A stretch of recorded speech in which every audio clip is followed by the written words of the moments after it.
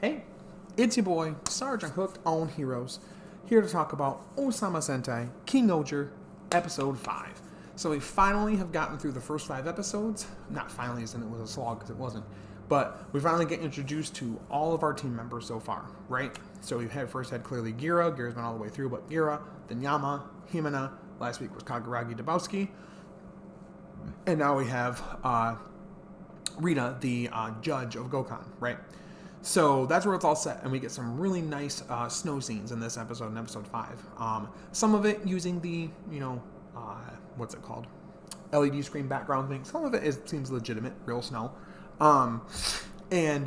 She is judging Gira for invading the other countries and impersonating royalty and blah, blah, blah. And so she's gathering her evidence. And what's cool about this episode is it's cool to see her method. She's very methodical, very, very, very like focused and like motivated to make sure she's getting every bit of the information that she needs to come to the conclusion that she needs to be able to serve the right sentence, right? And we also learn very quickly, not a lot of people in Gokhan actually really like Rita all that much. Most of the people that are there were at one time a criminal that she sentenced, and now they just kind of live there and kind of hate it, basically. That doesn't really bother her. She has her little cohort, and that's pretty much it. We get a fun scene with this guy who apparently was scalping these, like, mofun, these little, like, everybody's going crazy over them, these little plushies of these little abominable snowmen. And he was scalping them, and she sentences him to, like, a certain amount of time in, like, a negative 10-degree prison or something like that. So it's kind of cool to get into it and see how she does things. She's very methodical. She's very much asking a lot of questions. One interesting thing she brings up as we keep going into the episode with some of the revelations we get, namely with Gira and his connection to Hercules, or Hercules, however you want to call it, is that how is Gira able to use a sword? And she said, he must have hacked it, right? And Yama's like, that's impossible. She goes, what do you mean? What do you mean? He's like, it's impossible. He wouldn't have been able to. He doesn't have any technological expertise, and it's supposed to be activated because it senses royal blood, basically. So at one point you see her take a hair sample from, she pulls a hair out of him at one point, and then you also see her take, she meets up with Hercules, and he's talking about, oh, you're going to sentence him, right? And blah, blah, blah, and he's trying to speed things along. And he kind of is like pissing her off. He's not really giving her time. He's kind of talking shit. And she goes up and slaps him, and she's like, oh, sorry, I saw a mosquito. But she gets some of his blood on her hand. She didn't see a mosquito. That's the best part about it. We also get little moments where she just is by herself, like, lets out like a guttural scream. I guess it's just like her way of like letting out her emotions so that she can be focused on, sorry, not she. I keep saying she. Very important here. I do apologize. Take all that back. They.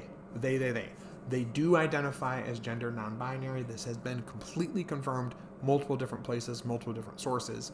The reason that they identify this way is that the law does not discriminate based upon gender in any way, shape, or form. Therefore, they do not themselves concern themselves with any problem or any time wasted on gender of any kind. They are a judge, jury, executioner, everything. Here we go. This is what I do. And I like that a lot. It's a little clunky, but I do like what they're trying to take a nice step in the right direction to have the representation there of a Sentai hero that is a gender non-binary representation, if I'm saying that right, if that's the correct designation here. Correct me in the comments if I'm wrong. It's really important here. You know, I can sit here as a white, cis male, and there's a billion male characters within Sentai and Rider that are the same white-ish. I mean, I know they're Japanese. I don't know how you really disseminate that, but whatever. But the same kind of like male, characters that I can relate to. Same thing for a lot of girls. There's a lot of really strong female characters, very strong heroines. There's not a lot of well done or even existent gender non-binary characters, and now we're starting to see it. We got it a little bit within High School Heroes with the Pink in that team. Was born a guy but always saw themselves as a girl. But this is the first time it's been a they them, and like, this is it, screw gender, I don't care. They literally said that their pronouns are my/majesty or something like that. So I like that a lot. I need to correct how I'm saying this going forward. If I do stumble, I do apologize. I am learning. I'm trying to. So if I do say accidentally she, I do apologize. I'm more thinking about the actress who in real life doesn't identify that way, but the character, it does identify that way. So I'm going to keep it that way. All that aside. So, Rita It's very interesting in this episode. Complete focus on her. Great seeing her investigation skills and how she does things. It's awesome. They had pulled the hair, got the blood sample from Rackley's, and Gira gets to have some time talking to her assistant and gets to find out more about the people and stuff like that. And finally, they come to their court hearing, right? And so Rackley's is just sitting there like, this is done, right? Psh, in the bag. And so it's found out that through they use Himeno, actually. She actually analyzes the hair sample and the blood sample and find out and that corroborates her what she found in the records. If you remember a few episodes back, they talked about how she was still at the palace in Sugardown looking at the records. Not only is Gira of royal blood, he's also Rockley's little brother. And there's never been a mention of it. He's never been shocked to see him in any way, but it makes so much sense. Why he'd be able to use the Ohsama caliber. Why he'd be able to so easily, basically, muscle memory his way into the palace with no issue at all. And so many things make a lot of sense. And so she says he actually committed no crimes. He did not invade other countries. I actually spoke to people from those other countries. They all had good things, positive things to say about him. That they actually loved him and that he was great to be around. And that he was bringing was sowing no seeds of misfortune or causing any kind of damage or trying to hurt anybody. He was a good, presence, a good influence there. And I think this is really cool that she went and actually did the work even that far to talk to people that maybe knew him to get their, thoughts and their opinions on him. I think that's really great. So she says that it was not anything illegal. He is no longer a criminal, and he was just, by royal decree, just kind of visiting the other countries. That was it. There was nothing wrong with it. Rockley's, of course, shocked by this. I don't know why he's acting that shocked. We do hear a bit about we're trying to find the other shoe gods, the main ones, the three, and that the scorpion one might be in Gokon somewhere. And Kanajim, who's the Bugnarok guy, is talking to Deathnarok and says, the one that creates the monsters, whatever, that he has a mole on the inside that is going to be giving him some information on where that's at.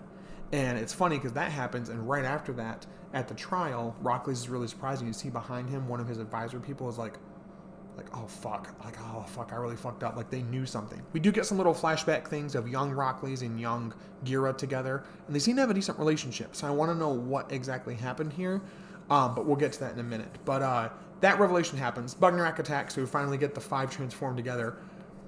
Oh my god, I love it though. So they go to do it right, and they're all getting ready. They're walking like badasses together.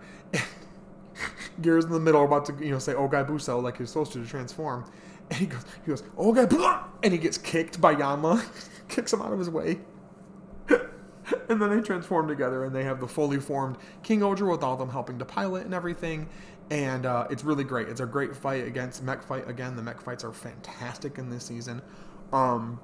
Lots of bombastic action, lots of good visuals. Everything looks really great, really tight, really well crafted and detailed. Awesome.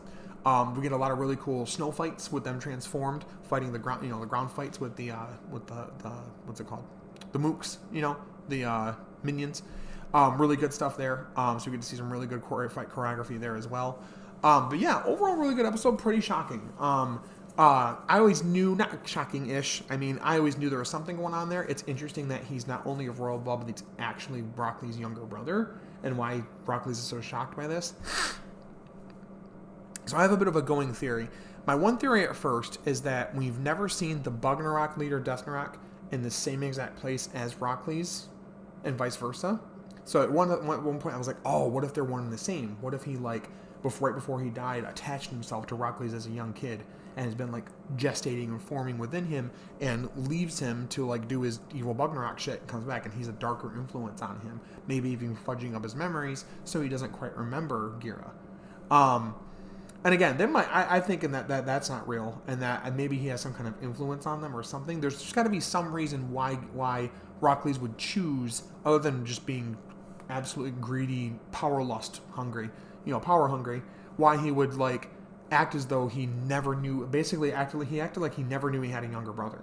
He was so shocked by that. And I was like, but why? If he's your younger brother, I could see if you didn't know you had a secret brother or something like that, or you found out your dad messed around in, some other time in his life, and all of a sudden you have a half brother. But when it's your full-blooded actual younger brother, especially because the flashbacks show them together, hanging out and interacting nicely with each other, something in between there happened. It's either that, or I'm thinking maybe one of the advisors is like not who we think they are, not as they seem. Maybe they messed around with stuff, or they did something that made this happen.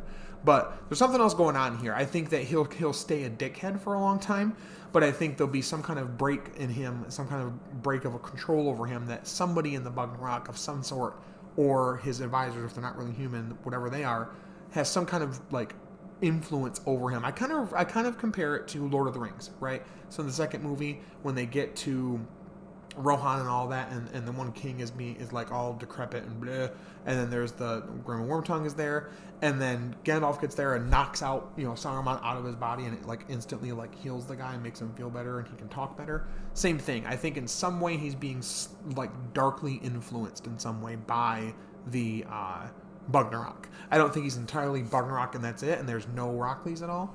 But I think that's going to be kind of where they go. But I don't know. But next week looks really good. It's a welcome home for Gira going back to Shugodan, because it's his country now too.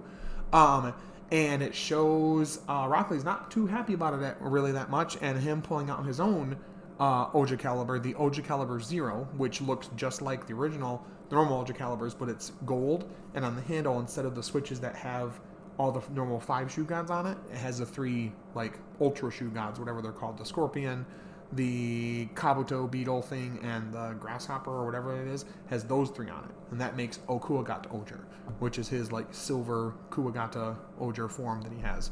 So cool, we're going to see that next week, and him fighting against Gira and what that's going to do. I'm really excited for the future of the franchise and the future of the series.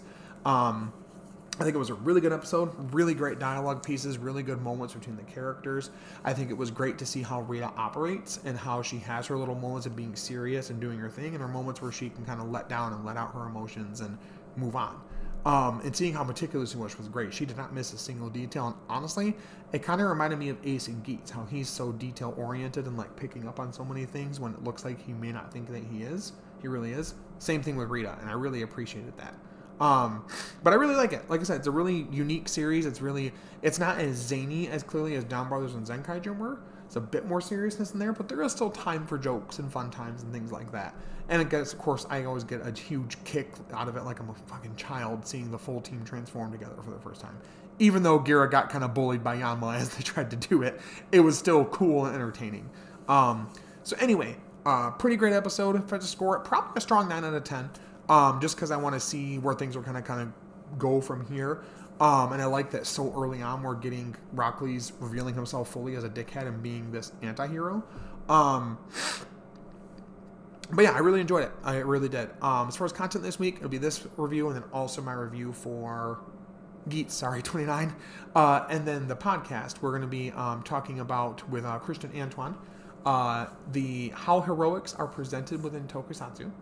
And then also, we'll be talking about our own favorite first episodes in Toku. May it be Power Rangers, Sentai, Kamen Rider, whatever it might be, like the premiere episodes and which ones were our favorites that started off those seasons. So definitely check us out. Definitely subscribe down below. If you're not already subscribed to me, please leave a subscribe or a like or a comment if you'd like to. But subscribe to me here if you want more Toku content on the Sergeant Hooked on Heroes channel and on the Henchins and Homies channel and in the description below. Check us out there. All of our live streams that we live stream usually every Friday, 7:45/8 p.m. Eastern Standard Time. Have some awesome guests on, talk shop about Tokusatsu, and have a great time. We are as audio podcasts, pretty much anywhere you can get an audio podcast at. And if you click below and subscribe there, you will get notifications. Click that bell and all that good stuff. Notifications when we are going live or when the videos are posted there afterwards, because they archive the streams there afterwards if you want to watch it afterwards. But yeah, so thank you guys so much for the support and the love. But until next time, stay hooked on them heroes. I'll talk to you later. Bye-bye. Okay, buso.